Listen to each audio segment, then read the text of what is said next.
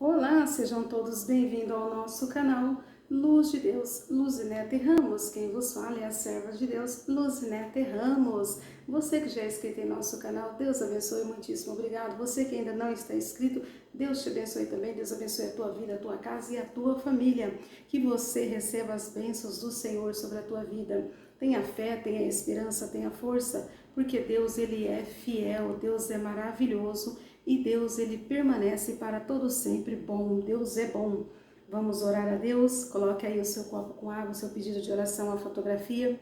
E nesse momento vamos falar com Deus. Precisamos de orar mais, precisamos de buscar mais ao Senhor.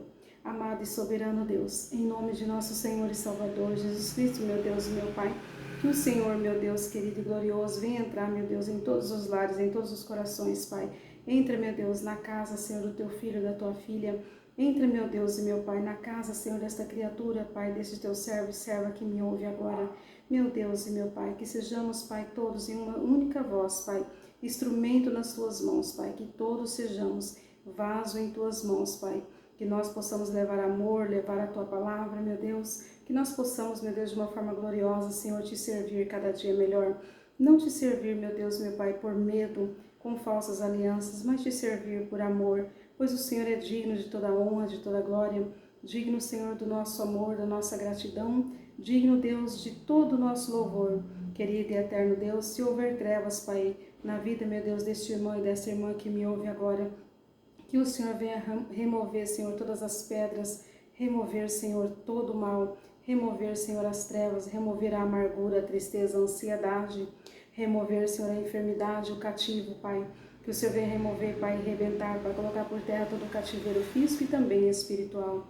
Meu Deus glorioso, meu Deus fiel, olhando, meu Deus, para os lados e para os montes, sabemos que o nosso socorro vem das tuas mãos. Tu criaste os céus e a terra, e tudo o que nele há. O Senhor é o nosso Deus, o nosso pastor, e nada nos faltará. Que não nos falte, meu Deus, a tua graça, a tua bênção, não nos falte a tua presença, que não nos falte, Senhor, a tua misericórdia, não nos falta, Senhor, o teu perdão, e que não nos falte, Senhor, a tua santa e gloriosa presença em nosso ser.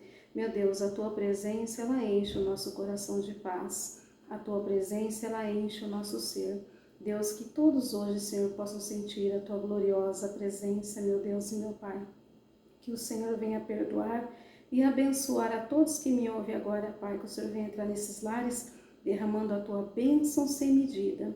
Em nome do teu Filho amado, Jesus Cristo, ó Deus, que o teu Espírito Santo, que é luz e também é consolador, que o Senhor envia, Pai, o teu Espírito Santo nesse momento, para visitar, meu Deus, todas as pessoas que estão comigo agora, Pai, orando, Senhor. Que o Senhor derrame sobre todos, Pai, a tua bênção e a tua graça divina. Em nome do teu Filho amado, que morreu na cruz, Pai, por nossos pecados e por toda a humanidade. O Senhor nos provou ali o teu grande amor na cruz, Pai, enviando o seu único Filho para morrer por nós. Deus, que possamos amar mais, perdoar mais e te servir com alegria e te servir, Senhor, com amor, não por medo, não por desespero, nem por aflição, mas te servir porque o Senhor é um Deus maravilhoso, glorioso, e por isso nós vemos o Senhor como nosso único Deus, como nosso Salvador, como nosso ajudador e protetor. Ó Deus querido e maravilhoso, em nome de Jesus Cristo te agradecemos, Pai, pelo milagre da vida e pelo perdão dos nossos pecados e falhas. E agradecemos ao Senhor por todas as bênçãos e milagres já recebidos e por muitos que ainda alcançaremos. Tenho a certeza que todos que me ouvem agora, meu Deus, receberão uma bênção. Em nome do Pai, do Filho e do teu Espírito Santo. Amém. Amados e queridos, vamos hoje meditar um pouquinho na gloriosa palavra de Deus, que se encontra em Mateus, capítulo 24, versos 11, 12 e 13 ao 14. Então diz assim, a gloriosa palavra de Deus no versos 10. Nesse tempo, muitos serão escandalizados. Muitas pessoas, esse é um sinal, amados, do fim dos tempos. É um sinal da volta de Jesus. Isso é um sinal, tá bom? Não é simplesmente um sinal para que você compreenda e comece a observar o que está acontecendo ao seu redor, para que você compreenda a gloriosa palavra de Deus. Mateus, capítulo 24, versos 10 em diante, do 10 ao 14, diz assim: nesse tempo muitos serão escandalizados e trair-se uns aos outros, e uns aos outros aborrecerão. Então, isso já está acontecendo hoje, tá bom? No nosso tempo, na nossa época, as pessoas têm menos amor, menos respeito umas pelas outras, as pessoas traem umas às outras. Não é traição só falando de relacionamento, de amoroso, não de casamento, namoro, não. É traição também, até mesmo entre a família, né? Às vezes você conta um segredo com um amigo ou com um parente e amanhã tá todo mundo sabendo. Então, conte o teu segredo para Deus e confie em Deus, que Deus, além de te dar a vitória que você precisa e te ajudar a resolver essa situação, Deus não vai sair falando mal de você para ninguém e não vai contar o que você falou para ele para ninguém. Deus é de confiança porque Deus é fiel. Deus não falha, Deus não tarda, Deus não te esquece. Deus ouve a tua oração. Versos 11 diz assim: e surgirão muitos falsos profetas, enganarão a muitos. Amados, o que a palavra está nos delatando aqui e nos mostrando? Que antes, pertinho do fim dos tempos, o que ia acontecer? Ia surgir muitos falsos profetas. E o que nós temos hoje na terra? Muitos falsos profetas. E vemos também muitos irmãos que não têm conhecimento da palavra, que vivem só de profecia, que não procuram obedecer e ouvir a voz de Deus, que não lê a Bíblia e que vão atrás desses outros, né, falsos profetas. Então o falso profeta fala e os que estão sendo enganados saem distribuindo para os outros, né? A mesma falsa profecia vai circulando. Então quer dizer, um derrubou o outro. O falso profeta conseguiu derrubar o outro irmão, o irmão derrubou o outro. Por quê? Um arrastou o outro para o mesmo pecado, porque um contou a mentira do outro, espalhou a mentira do outro. Então nós temos que ter muito cuidado com aquilo que espalhamos, com aquilo que falamos, porque prestaremos conta a Deus das palavras que saem da nossa boca. Vamos ter mais cuidado e vigiar mais, né? Então o Senhor disse que no fim dos tempos ia surgir muitos falsos profetas e enganariam a muitos, se possível até os escolhidos. Versos 12, e por se multiplicar o pecado, tá? O amor se esfriará. E o que nós vemos hoje? A falta de amor. A falta de amor ao próximo, amor aos filhos, os filhos também com falta de amor aos pais, a mãe, né, falta de respeito. Então nós vemos que o amor ele se esfriou, porque tem tantas coisas ruins se assolando hoje na terra, porque o amor se esfriou. As pessoas não têm mais aquele amor que Deus pede, amai uns aos outros como eu vos amei. Então as pessoas hoje não têm isso como meta cristã, amar o próximo como a ti mesmo e a Deus acima de todas as coisas. As pessoas perderam essa graça, essa virtude do amor, de amar ao próximo, e isso é que gera tantos conflitos, tanta coisa ruim na terra, no mundo, não só no Brasil, mas em todo lugar do mundo, né? O que mais gera destruição, sofrimento, lamento e dor ainda é a falta de amor, porque quando nós amamos, nós perdoamos, porque o Senhor Deus nos fala assim, ó, e Jesus também falou, né? Amai a Deus acima de todas as coisas e ame o próximo como a si mesma. Meus queridos, conseguem decifrar isso? Como, meu Deus, eu vou amar o meu próximo como a mim mesma? Como será isso? De que forma é isso? Vou te explicar. O que significa essa palavra? Quando eu amo o próximo como a mim mesma, eu não desejo para o próximo o que eu não quero para mim. Tudo que eu quero de bom para mim, eu vou desejar aquela pessoa, as pessoas que estão ao meu redor. Então eu desejo que as pessoas que estão ao meu redor, as pessoas que eu vejo, eu desejo o melhor. Se eu vejo alguém sofrendo, eu me entristeço. Eu oro. Muitas vezes eu vejo uma pessoa passar por situações, eu não comento nada, vejo, ouço, às vezes nem conheço a pessoa, mas fico observando aquilo e começo a orar por aquela pessoa. Então nós temos que aprender a amar o próximo como a nós mesmos, porque quando eu amo as pessoas como a mim mesmo, você ama uma pessoa como a você mesmo, você vai roubar aquela pessoa? Não, você não deseja ser roubado, por que você vai roubar, se você não deseja ser roubado? Quando eu amo o próximo como a mim mesma, eu vou desejar um mal para aquela pessoa? Não, porque eu não quero que o mal aconteça comigo, nem com os meus filhos, nem com os meus netos, né, que eu já tenho netos, né? E nem com a minha família, nem com os meus amigos. Eu não quero que nenhum mal aconteça comigo, nem com os meus filhos, nem com os meus netos, nem com a minha família, nem com os meus amigos. Então, quando eu amo o próximo como a mim mesma, eu não desejo ver ninguém passando fome, ver ninguém sofrendo. Eu não desejo ver ninguém dentro de um presídio sendo preso. Eu desejo que as pessoas que cometeram seus crimes venham se converter e acreditar no Deus do impossível, Deus que opera milagres, ter suas vidas transformadas. Então, eu vou desejar para o outro o que eu desejo para mim. Entendeu? É por isso que o Senhor diz, ama o próximo como a você mesmo, como você se ama, você ama o outro. Eu gosto muito de roupa. né? Eu vou desejar que o outro tenha roupa. Eu não vou ver uma pessoa bem vestida e eu ficar com inveja, desejando o que é dela. Eu vou querer que ela tenha mais ainda. Mas quando eu ver alguém passando necessidade, eu vou sentir a dor daquele irmão. E se eu não puder naquele momento estender as mãos para ajudar, eu coloco os meus joelhos no chão e levanto a mão aos céus e oro ao Deus Todo-Poderoso para que Ele ilumine e ajude aquela pessoa que naquele momento não tem como eu ajudar. Muitas pessoas me pedem ajuda, não é só cesta básica, muitas pessoas pedem dinheiro para pagar aluguel, água, luz e tantas outras coisas, porque muitas pessoas passam necessidade e procuram os pregadores, os pastores, os padres para ajudá-los, tá? Os padres também são procurados nessa área para ajudar as pessoas, porque é para isso que nós nascemos, é para isso que estamos aqui na Terra, para ajudar uns aos outros. E às vezes chega um momento que a gente ajuda um, ajuda o outro, às vezes nós tiramos de nós para ajudar alguém, às vezes nós não temos como ajudar aquele outro que chega depois. Então o que nós fazemos? Com o coração comovido de amor e de compaixão, a gente se ajoelha e fala: Senhor, socorre aquela pessoa, tem misericórdia. O Senhor sabe que hoje eu não pude estender as mãos para ela, mas aqui estão os meus joelhos, o meu coração derramado diante de Ti, Senhor. Socorre aquela pessoa que precisa do Teu milagre e da Tua graça.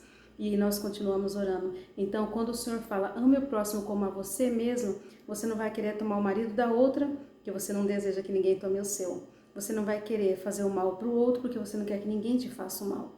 Então você vai desejar para os outros o que você deseja para você. E isso é uma grande existência de amar o próximo como a si mesmo.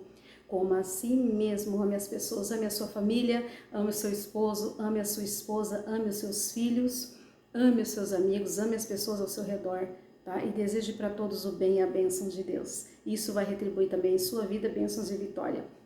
Os versos 13 diz assim, ó: mas aquele que perseverar até o fim, olha só, tem que perseverar até o fim, não pode parar no meio do caminho, será salvo. Então você vai ser salvo também, além da obediência à palavra de Deus e crer em Deus, por perseverar. Muitas pessoas saem da igreja, desistem de Deus, muitas pessoas falam que não quer mais saber de Deus, sai assim, extraordinariamente triste muito ver isso, né? Muito triste ver alguém abandonar a fé. Muitas pessoas falam: não creio mais em Deus, porque Deus fez isso comigo, Deus fez aquilo, eu estou sofrendo, Deus é culpado. Deus não tem culpa do teu sofrimento. A questão é que as pessoas fazem escolhas erradas, Deus não manda ninguém fazer dívida. Um exemplo, as pessoas falam: faz dívida, confiando no dia de amanhã que vai conseguir pagar, mas ela não confiou que Deus vai ajudar ela até o amanhã. Ela fez tudo por conta da carne dela. Não, eu estou trabalhando, eu vou conseguir. Aí surge um imprevisto, ou fica enfermo ou enferma, ou fica desempregado ou desempregada, aí fica aquelas dívidas. Aí se desespera. Aí, Deus, eu taquei pedra na cruz, né? O que eu fiz para o Senhor fazer isso comigo? O que você fez? Não foi prudente, não leu a palavra, não esperou em Deus, fez as coisas na força do seu braço e agora está pagando o preço como resposta. Então Deus não tem culpa do nosso sofrimento, e não só nessa área, mas em todas as áreas, tá? É que às vezes fazemos escolhas erradas, temos atitudes também que desagradam a Deus e que lá na frente vai nos resultar em alguma coisa. Um exemplo: uma pessoa que gosta de fazer o mal para os outros, faz o mal, faz fuxica, faz intriga, faz macumba, faz um monte de coisa. Lá na frente vem o retorno de tudo isso. Aí a pessoa sofre, perece, fica acamado, fica chorando, gemendo de dor, num terrível sofrimento.